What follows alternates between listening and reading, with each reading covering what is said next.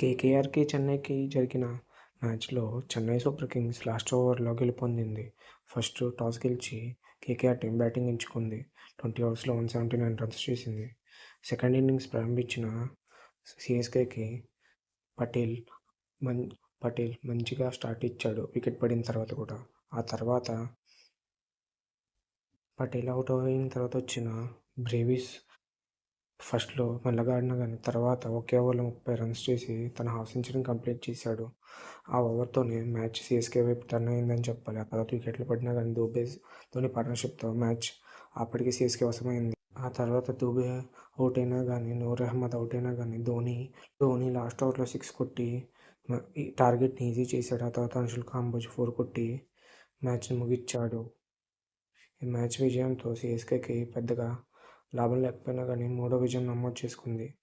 కానీ ఈ match ఓడిపోవడంతో కేకేఆర్‌కి almost play offs నుంచి వైదొలుగుతుందనే చెప్పాలి.